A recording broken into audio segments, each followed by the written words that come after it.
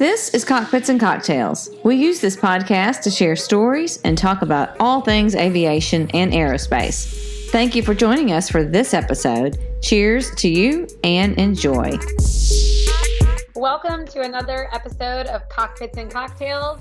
I'm Fly Alyssa, and we have Natalie flyGIRL Kelley with us tonight, of course. And we have an extra special guest, Carley Walker. Carley Walker has some big news about some great volunteer organizations, and I cannot wait to hear all about it.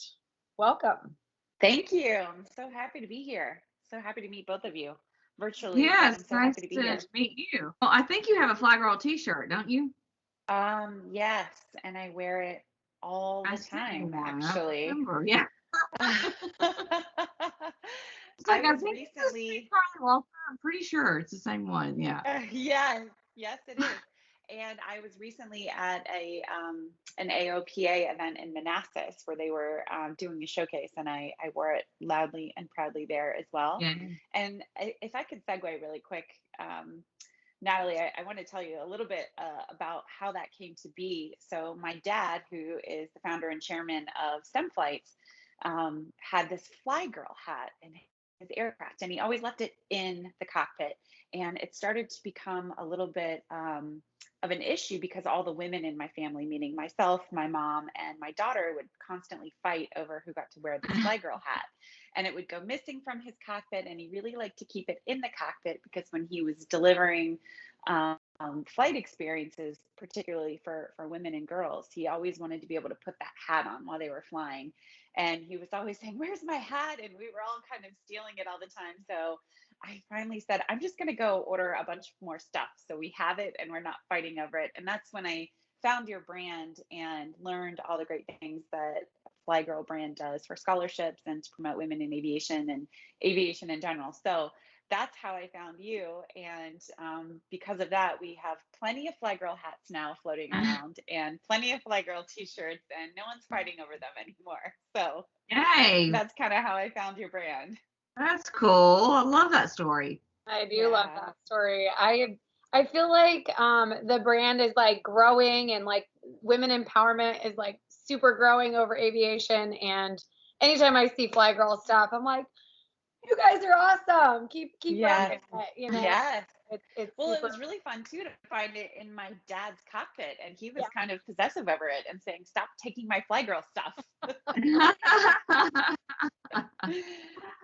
So tell us, Carley, when you reached out, one of the things, I know you're involved in a few different things in aviation, and one of the things that I want to talk about, and there's like several things, but one of the things let's just start with is the STEM flights that you're involved with. Tell me a little bit about that, what you do, how it came to be, what is it? Sure. Yeah, no, I'm happy to talk about that. STEM Flights was born in 2018, and the founder and chairman is actually my dad, and he's a retired F-16 pilot. And what ended up happening was when he retired and stopped flying fighters, he bought a Cessna, like all retired fighter pilots do, I think, and really enjoyed giving kids, young people, flights.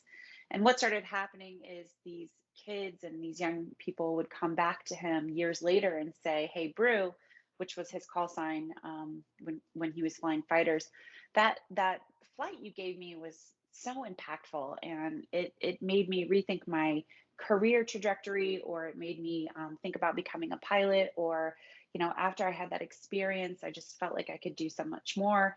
And he kept hearing these stories over and over, and how much influence it had on these young people. And his idea was to take this model of delivering flight experiences, but taking it to the next level and really mentoring these youth and providing some career ideas for them. So a little bit less of a joyride experience and more of an in-depth aviation mission and experience. So the flights were a little bit longer. He mentored these people. He followed up with them. He found out what these students were doing. And over the years, it just started to grow and grow and grow, his experiences. And some of his friends started delivering missions that were very similar. And in 2018, he formalized STEM flights into a 501c3 nonprofit. And to be honest with you, it was just a family hobby. My husband is a pilot. My brother is a pilot. We all sort of just delivered missions and experiences where we could. And it was just a fun family thing. Well, it started to grow really organically. And I'm proud to say that just a few years later, we are now in 20 different states with pilot mentors delivering missions all over the country. So what started out as just these fun experiences on the weekend has now grown into a nonprofit that's really growing and expanding. And the idea is we find students across the US, they apply on our website, they have to do STEM learning before they enter the cockpit, and we pair them with a pilot mentor who's in their community. So we also find the pilot mentors, we vet them, check their credentials, and we match them with a student in their area. The student receives a flight experience. It's typically a little bit longer of a mission. There's some STEM components involved. And then after the flight experience, we take the students from there and we deliver additional flight resources, scholarship database that they can search through, and career pathways that they can then go down that road of STEM careers and aviation. So it's a little bit more of a formal process now, and it's growing and growing, and we have students coming in all over the US. So that was Dad's vision, really, and we're so lucky that it's really caught on. We work with organizations all over the country, and we identify students and teachers and educators in different communities, as well as those pilot volunteers. Amazing. What are some of Okay, so how do you find the students that are actually involved in it? Yeah, that's a great question. So it happens a couple of different ways. We work really closely with the AOPA high school STEM curriculum, and we identify students in different communities that are going through that program. And we like to find pilot mentors in those communities to volunteer to fly those students. That works out really well. But we also reach out directly to educators in communities and talk about STEM flights being available in their area. And the flights are free for students. We're a nonprofit, so there's no money that changes hands at all. These experiences are free for students, and we find the students by working with school systems, educators, the AOPA high school curriculum, lots of different ways. Sometimes people find us on social media. Sometimes students stumble across our website, or teachers might stumble across our website when they're looking for additional STEM resources, and they send students our way, and then we actually take the applications and check the students out on our side. That's really cool. So what are some of the qualifications for your mentors, or is it just you are a pilot and I can approach you and say, hey, I'd love to mentor in my area if anybody comes up? Like, how does that work? Yeah, that's a great question. So the short answer is yes, absolutely. We're always looking for more pilots, and we have some minimum requirements that's pretty standard across the industry. If you're going to volunteer your time as a pilot, the minimum is 300 hours.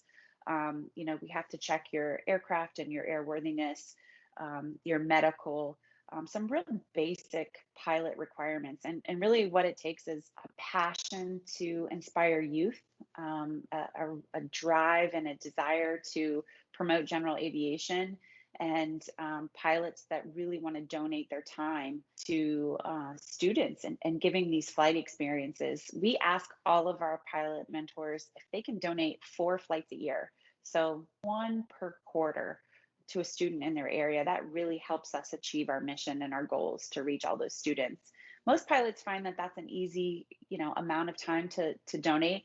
I have some pilots that want to fly every weekend, and they're very active. And I have some pilots that can't quite do 4 for whatever reason. They're busy, or perhaps weather isn't great in their area where they're flying. But generally we ask if you can donate 4 flights a year. That's great. We're happy to have it. Seems pretty easy to do. So I guess we'll sign up. Yeah, you totally should. You absolutely should. And the fun part too is a lot of questions I get from pilots are, wait, do I have to be a STEM teacher? Do I have to know about STEM, education in order to deliver these flights? And The answer is no. We provide all that STEM education on the front side. So before I ever give a pilot a student, they have done the online reading that was developed by an educator and a pilot on our website. They have submitted a letter of recommendation. So when I give you a student, they're going to have a little bit more skin in the game, so to speak. So our pilots find it's really fun to deliver these flight experiences. These kids want to know what's going on in aviation. They want to know about careers. And more importantly, they're interested to learn, how do you, as a pilot mentor, make decisions in your life that led you to fly an airplane or own an airplane or, become a pilot. And our pilot mentors just love that, because we're giving them some students that are sort of already opted in, and they have a general curiosity that's a little bit more than just a joyride experience or a discovery flight. So it's really fun for them. And our students are come in there with a little bit of knowledge ahead of time. Also, the great part too is I think one question that pilots have after they deliver a flight experience, and I know my dad had it too, was, what happens next? You just got out of my aircraft. Where do you go now? Let's answer that question. What's next? What do we do with you? What kind of resources can we give you? What kind of mentoring can we give you to encourage you down this pathway? And if we create more pilots, great. We are all pilots, and we want to create more general aviation and commercial pilots. But more importantly, if we inspire you to do something bigger and better than you thought you could, maybe it's a STEM career, maybe it's an aviation career, then we feel like we've really won. And sometimes those flight experiences, I think all of us on this phone call can remember the first one we had. When you can get above your town or your city, and you can look down and realize your problems aren't as big as you thought they might have been, and that there's a whole new world out there. Sometimes that one inspirational moment can really change a student's life. And we want to try to reach as many students and give them those flight missions as possible. Yeah. It may not be aviation like a pilot, like you said, but it does kind of open their eyes to all these other possibilities in life. Absolutely. We're sort of using aviation and these flight experiences as the hook, right? The hook to inspire them, or, the hook to inspire them to do something bigger than they thought they might have been able to do. And, I'm personally really passionate about girls in aviation and women in aviation. There's not that many of us, and in STEM careers in general too, there's not that many. So if we can get these girls in these cockpits and give them this inspiring mission, the world is their oyster then, so to speak. I think it's inspiring people, not only in aviation, it's just opening their eyes. Like the best analogy is just stems back to my first helicopter tour. It was like, holy moly, like what have I not been seeing in the world? And like, maybe there's all these other opportunities for me. So I think that's a good analogy, and leads into inspiring young people, especially females, for us. And you nailed it, Alyssa.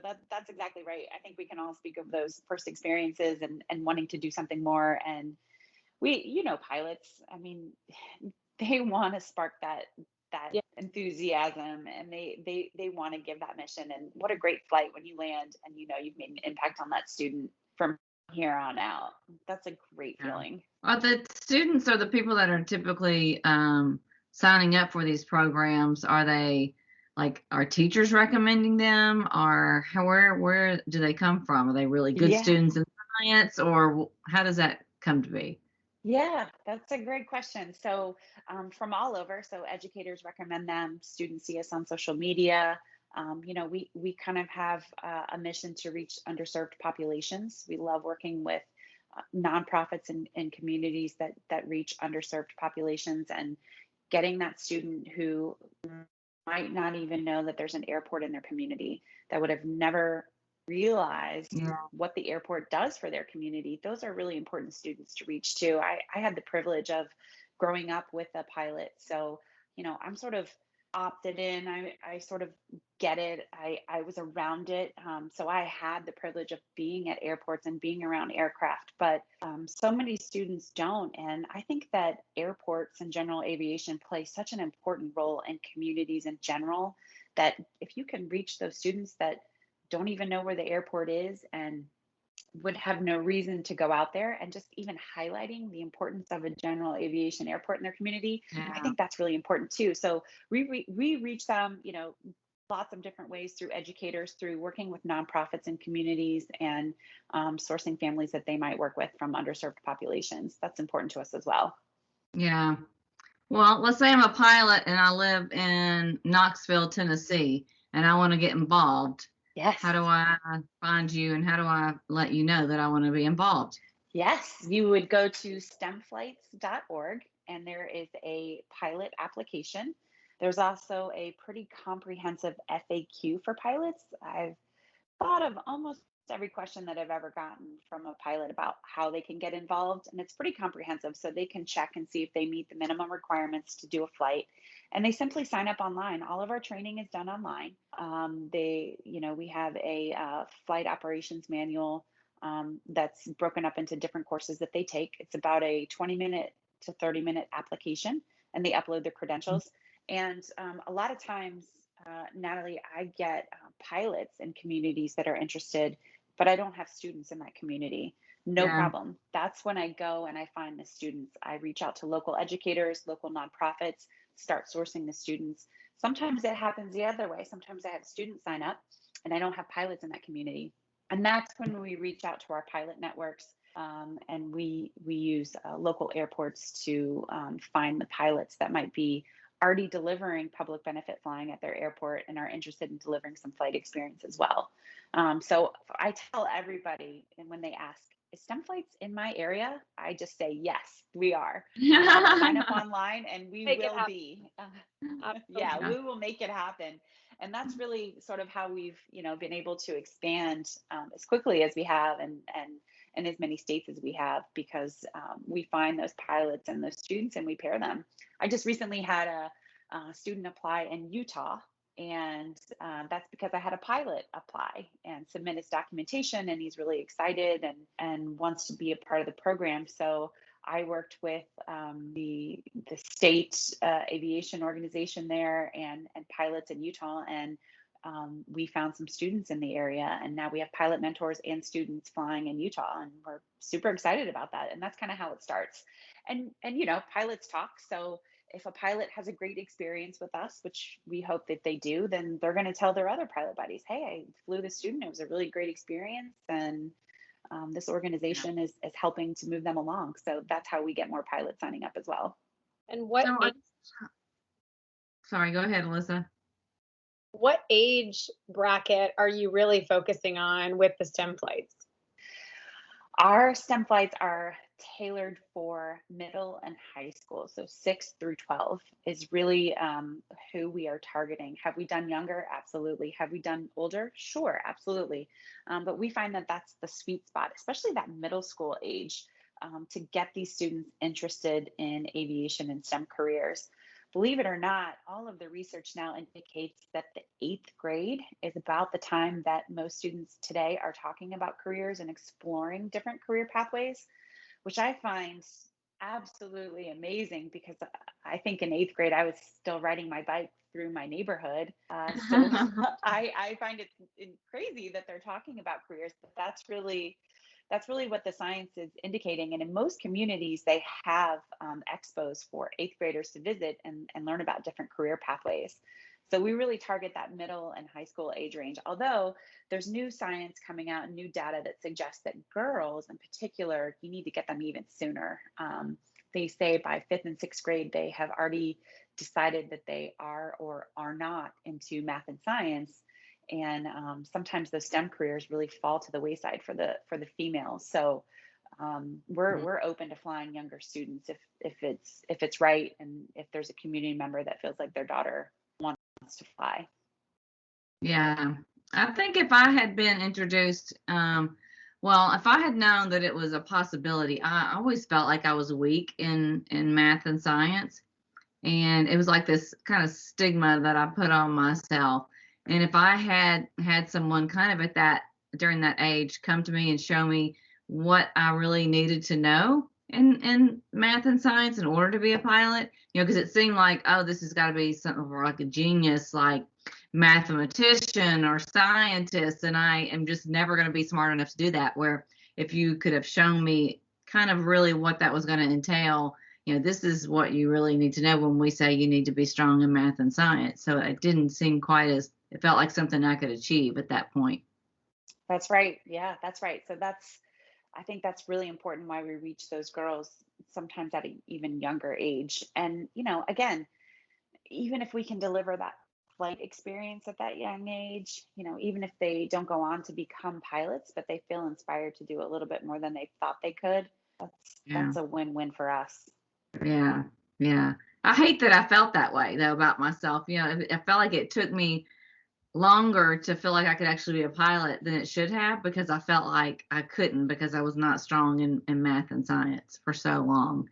I kind of put that on myself, like, well, that's not even an option because that was just not my strong subjects in school. So I agree. I felt the same way, and I think that's what they're trying to do is, give these girls at a younger age saying, hey, you can do this. You don't have to opt yourself out. You can do this, and you can get stronger as you grow in those areas in math and science. You don't have to tell yourself you can't now. Yeah. So I'm hoping that, with this next generation, and I have a daughter, she's in 6th grade now. And, I think that there's more opportunities for the girls these days.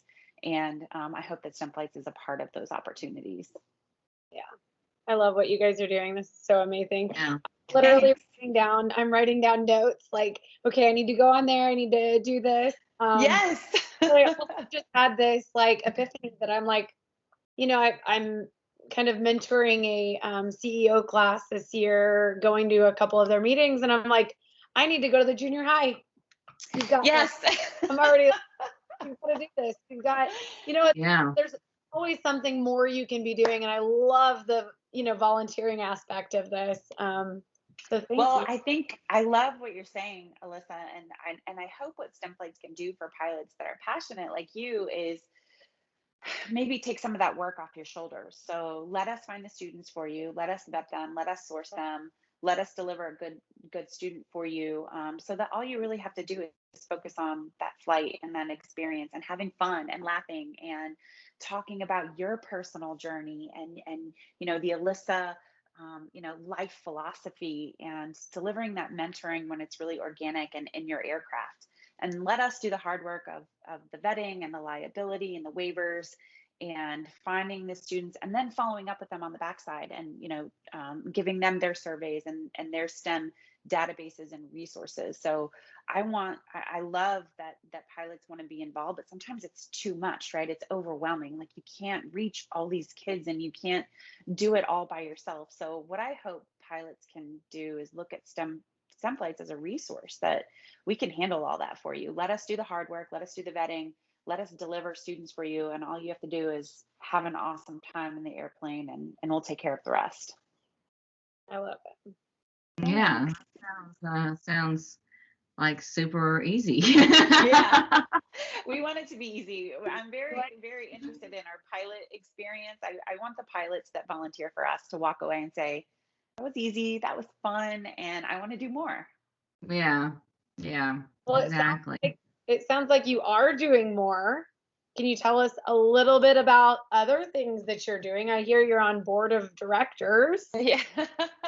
So Yes, I serve on the board of directors for Air Care Alliance, which is an organization that's near and dear to my heart, and STEM Flights is a member. But the Air Care Alliance is an organization that supports public benefit flying. And for those who don't know, public benefit flying is defined as those activities conducted by volunteers in which a general aviation aircraft is used for the benefit of the general public. And I want to be very intentional about that because it's a specific mission statement. And there's so many wonderful organizations that fall under the Air Care Alliance. They're sort of the umbrella organization that supports many different types of volunteer pilot organizations, including STEM Flights, but could be patient transport care like the Angel Flights, and it could be environmental like South Wings. It could be disaster relief like PALS or CalDART. There's so many different types of public benefit flying that pilots can sign up for. So STEM flights is just one of them. And I told you my personal story about that and how I'm involved. But the Air Care Alliance overall supports all of these organizations and is a great resource for pilots who might want to get involved. So our pilots, many of our pilot mentors actually typically volunteer for lots of different organizations. If you have an aircraft and you have the time, and maybe your passion isn't so much youth aviation education, but maybe it's disaster relief or environmental in your community or patient transport. So the Air Care Alliance really provides resources for pilots for any kind of public benefit flying that they might be interested in. And ACA is aircarealliance.org is a great organization that pilots can go to and learn more about all the different types of public benefit flying. In fact, I just wanted to throw this number at you. Volunteer pilots on average provide over 25,000 free flights in support of humanitarian causes every year in the United States, which is a lot. I mean, you think about just recently with Hurricane Ida, all of the organizations that are working, and maybe they're national organizations like the ones that I mentioned, but a lot of them are community based or regional based. And these pilots collectively get together and they donate their time to fly much needed supplies, disaster relief. Maybe they're transporting people. Maybe it's precious cargo. We can't forget pilots and paws. They do a lot of work with animals that need to be transported to different parts of the country. So all of those organizations work together all over the country to provide all kinds of different public benefit flying. And pilots can go to aircarealliance.org and find out about different ones. And many of our pilots donate time to lots of different organizations that fall under that umbrella. And I think that when you have a pilot that wants to give back, they're going to find a benefit or a cause that really speaks to them. Yeah. So they need to start with that website, I'm guessing, the aircarealliance.org. Yeah, aircarealliance.org. Yep. Yeah. And ACA's work fosters and enhances, in the aviation sector. So they actually developed a course with AOPA. And it's a really important course that lives on AOPA, and it's a public benefit flying safety course. So pilots can take that course and they can be checked out on providing public benefit flying to various different organizations. Every organization has their own requirements, their minimums and their requirements. It's pretty standard across the board, but each different organization will have what they require in order to volunteer for them. But like I said, there's so many great ones, and some have a national presence, and some are local to your community that I might not even know about, that pilots can get involved in. And I think it's a real benefit to general aviation and local GA communities and local airports when they provide support for pilots and public benefit flying. I mean, I don't know if either one of you know at your local airport public benefit flying that might be going on there, but there's typically pilots at every airport that are donating their time for some type of good reason or some type of cause to help out. Yeah. I believe that, and I wish I knew, because I'm sure there's quite a few airports in this area, but I don't know. I wish there was a way that the pilots that are volunteering could network, because when you kind of get the idea, well, I kind of think I'd like to do pilots and paws, but I really don't know what it's going to be like, and I wish I could talk to someone and find out, what can I expect? What's a flight going to look like? Is that something that I really feel like I would enjoy or not? Is there any way that you can find out who's near you doing this kind of thing? Absolutely. That's a great question. So if pilots are interested, they can go to aircarealliance.org, and there is a pilot application on that website. And what ACA does is pair you. You can submit a general application and say, I'm interested in donating time. And you can actually choose the types of public benefit flying you might be interested in. Maybe it's all of them, maybe it's just a few, and they can match you with organizations that are in your area that are doing that type of flying. And that's the best way to get the resources about, what are the FAA laws and regulations and rules about public benefit flying? What do I have to do in order to be able to volunteer? the ACA will really be able to help answer those questions and be able to help pair you with an organization that's right for you. And Yeah. also, maybe you just have general ideas of how much time you can donate, or the types of benefit flying you want to do, and they'll be able to match you with an organization that's near you. Yeah, it's a really great resource. And they just provide so much support for VPOs, which is volunteer pilot organizations, and then the volunteer pilots that want to volunteer as well. I honestly, Okay. I honestly didn't know that this even existed.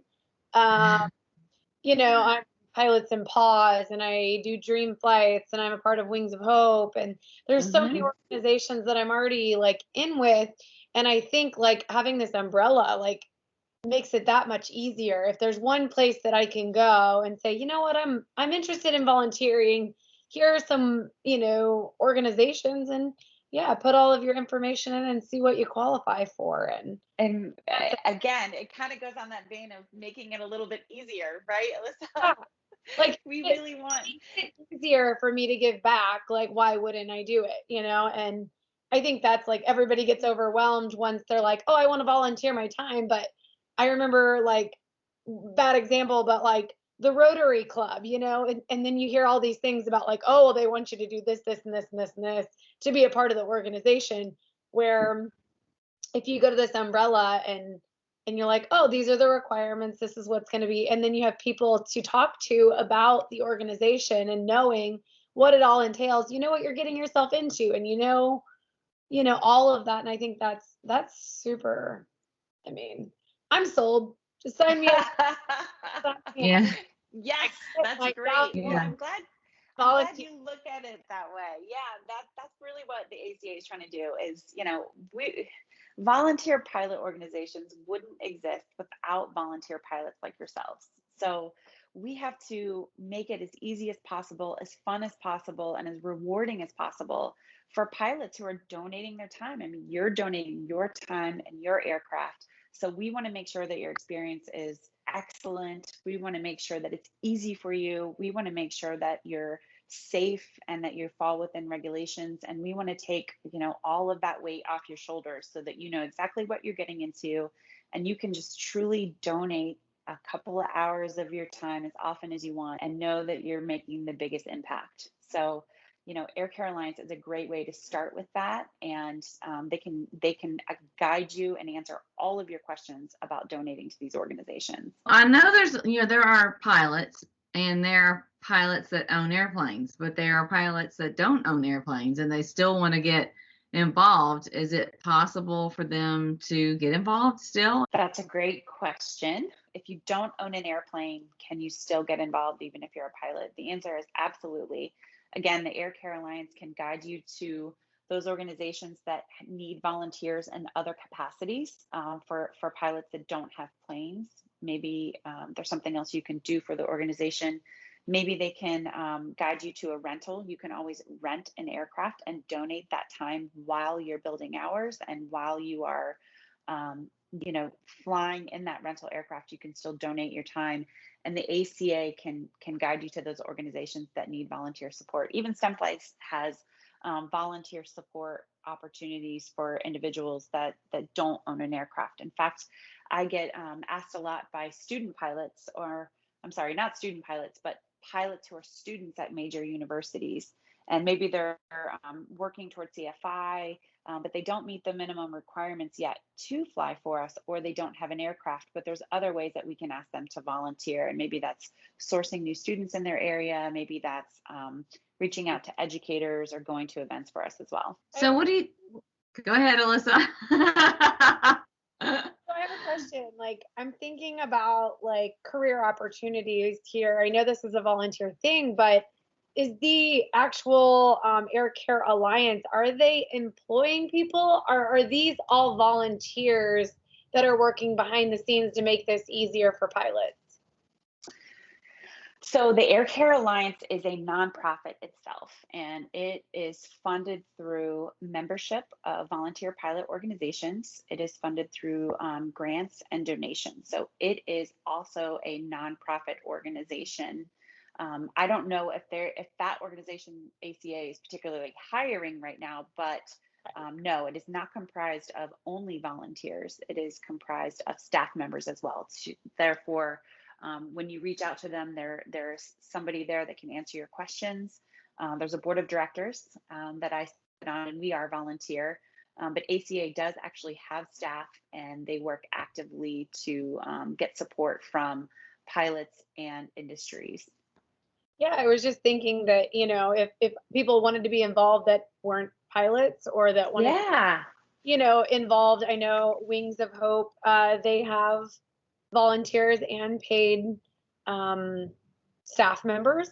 And so, yeah, I just thought that would be something that people might be interested in as well. Well, I think you make a really good point too, because the aviation industry in general is not just pilots. And I like to talk about that a lot too, because I'm on the nonprofit side, and I don't, I'm not a for-hire pilot. I don't fly commercially. So, but I'm still in the aviation industry. And I always like to talk about that too, as well, when I'm talking with potential students or people who are interested in this industry. I mean, we all know that there's so many things that touch aviation, and you don't just have to be a pilot. There's so many different parts of this business that are crucial and important, and keep things running, whether it's youth aviation education, curriculum development, staff member at a nonprofit organization, or all of the other hands-on things like maintenance, avionics, aerospace, engineering, all those things so many things. Yeah. So you don't just have to be a pilot. And I think that's a really good point that you made, that there's a lot of other opportunities in aviation that aren't just flying airplanes. Yeah. Are you a pilot, Carley? I'm a student pilot, actually. Yay! I just soloed in May. Thank you. So that was a really exciting part. Yeah. I grew up in aviation, and it wasn't really anything that I pursued personally until very recently. And actually, it came about because my husband is a private pilot, and I was sort of badgering him a little bit, like, hey, why aren't you taking the kids and I on more trips? We should be flying places. And very naively, as a private pilot, he was like, hey, listen, that's a lot of pressure on a private pilot. He's low hour private pilot, and he was like, when you're in the cockpit and the kids are in the cockpit, it's there's a lot of stress there. It's not like, oh, I'm a private pilot, I know everything to do all the time now. And although I grew up in aviation and I speak the language, I certainly didn't know how to fly per se. So he said to me, if you could take a few lessons and, get to the point where you could land the aircraft and take off and really help me when we're on these trips together, I would just feel really better about it. You could do that. I said, oh, sure, no problem. No big deal. Got an instructor. Well, as you both know, once you get to the point where you can land that airplane, you're not stopping. And I was like, I'm not stopping here. Let's keep going. Yeah. Did you see that landing? It was amazing. Move over. I'll take the left seat. And that's literally how it's sort of been. I fly way more than he does now. And he always jokes, I can't fly anymore because you have the airplane all the time. So that's awesome. Yeah. Oh my goodness. That's cool. When I started flying too, and I'm sure you're both the same way. It's like the more you learned, the more you wanted to learn. It was just like, this is so cool. Yeah, all these things start coming together, and you're like, I want to know more about that. Yeah. Absolutely. And I think when you get to the point where you are flying solo, which I enjoy so much, and the amount of training that I've had, I feel so confident now in my training. I mean, there's no way I would stop here. That's just one milestone to finishing the license. But once you can land the aircraft safely and feel confidently doing it, that's a whole new feeling. And I think that's, again, that just goes back to that youth aviation education part. That's just a great feeling for kids to go through. And when I see students at my home airport, that are high schoolers and they're soloing, and I'm like, that's so great. Even if you don't take this anywhere else, what an amazing feeling of accomplishment. Because at my age, I have small children. I feel like a badass that I did it. So, Yeah. like, I just think that they should feel so great and keep going with whatever they do in life. Yeah. Yeah. Now, how old are your girls? You have two girls? I have a daughter, she's 11, and then I have a Okay. son who's 8. And by the way, they've been flying since they were, infants, really. They do not think what I do or their dad does is cool. Yeah. We make them come and watch the plane, and they have airport life and hangar life, and they're very immersed in it. But I will say this: I flew over their school last semester, and I mentioned to the teacher, "Hey, I'm gonna be out flying. I'll just buzz them at recess. Will you just let the kids know that I'm up there and just to look up?" Yeah. Unbeknownst to me, they pulled the entire school out, and they were Wow. all waving and cheering, and I didn't know they were going to do that. So when I saw the kids later that day, they were like, "That's really cool, Mom." And I was like, "See, I told you I'm cool." And they're like, "Well, I don't know Yeah. if that was cool." Well, it's like if you grow up in it and you're submersed in it, it's like if your dad was the football coach, you have to go to football practice, you know? It wasn't a special thing, but it's like everybody I've ever met that has been raised in aviation is it's there, but for people that like us that found it later in life, I'm like, this is the most amazing thing in the world. And, but then they go and tell their friends and, then it's exciting because they think it's cool. Then it's exciting. That's Yeah. exactly right. That's But I'm exactly like, right. I'm probably gonna have the children that are like, I don't like to fly, Mom. Right. Well, Yeah. I guess what I can say from that, other than looking like a rock star to my own kids, which is, I think, what every parent wants at some point. But Yeah. their friends were impressed, and I couldn't help but think of, my son was in second grade, and those girls who were in his class, or all the kids, and just thinking, wow, I didn't realize that was possible. Or, Yeah. look at that example, or that's someone's mom up there. It wasn't Yeah. just, it was just a very average day in a small aircraft. And, I was just kind of hoping that maybe one of them was like, huh, maybe I should learn a little bit more about this. So sometimes when you do those, one-off things where you impact a school in that way, maybe one student in there said, I think I might want to take a flight or learn a little bit more about that. If Yeah. someone's mom just flew over the playground, I mean, come on, that's cool.